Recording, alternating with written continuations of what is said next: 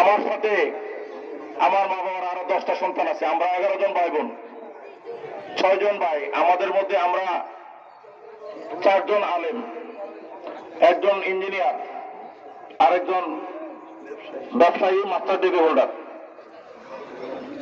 আমার আপনাদের প্রতি অনুরোধ হলো, আপনারা অনেক কষ্ট করে আসছেন।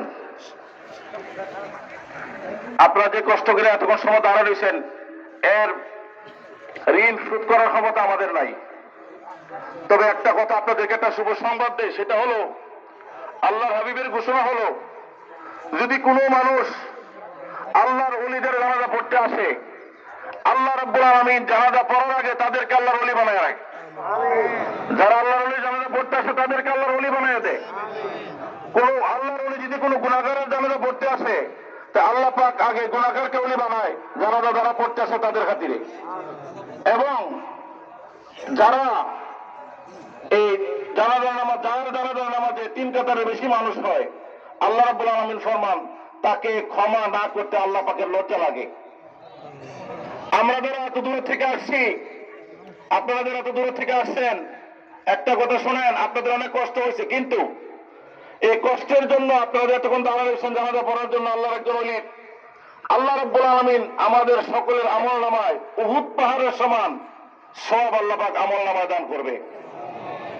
তো আমরা আসলে আমি আপনাদের কাছে আমাদের সকল ভাই বোনদের পক্ষ থেকে, আমাদের দরবারের পক্ষ থেকে, গ্রামবাসী এলাকাবাসীর পক্ষ থেকে আপনাদের সকলের কাছে হাত জোর করে অনুরোধ করছি, এই জন্য যে আপনাদের অনেক কষ্ট হয়েছে, আপনারা আমাদেরকে মাফ করে দেন।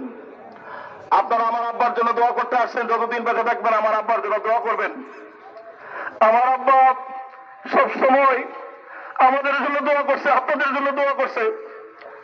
উনি এমন দোয়া করছে যে দোয়াগুলি মানুষ আজীবন স্মরণ রাখবে।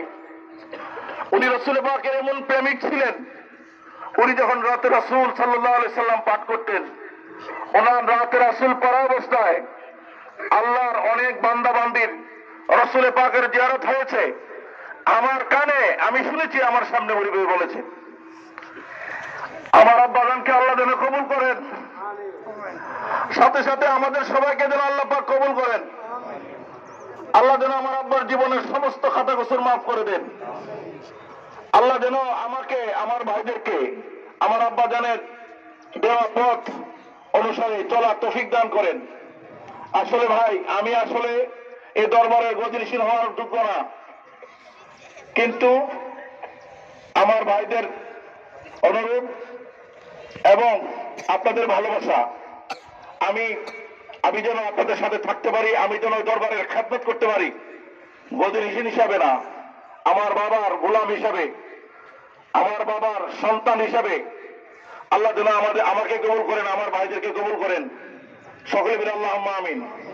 আমরা এখানে আছি, আমার ভাই মাওলানা গোলাম কবির সুসন্দা আলিয়ার আরবি প্রফেসর, আমার ভাই জনাব আলহাজ গোলাম কিবরিয়া সাহেব, উনি একজন ব্যবসায়ী। বর্তমানে আপনারা জানেন প্রত্যেক মাসে আল্লাহর হাবিবের দরবারে 50-60 জন লোক নিয়ে যায়। আল্লাহ যেন তাকে আল্লাহ এবং রাসূলের মুআল্লিম, আল্লাহ এবং রাসূলের দরবারের মুআল্লিম হিসেবে কবুল করেন। আমার এই ভাইকে আল্লাহ যেন উস্তাদুল উলামা হিসেবে কবুল করেন, আল্লাহর ওলি হিসেবে কবুল করেন। আমার স্নেহের আজম, আমি যখন এ দেশ থেকে বাহিরে চলে যাই ইনকামের উদ্দেশ্যে, আমার বিবেক, আমার সব ভাই বোনদের বিবেক, আমার যদিও আমার বাবার বড় সন্তান হিসাবে জানাজা করার কথা ছিল আমার, কিন্তু আমি জানি চিন্তা করি না। কারণ আজকে যদি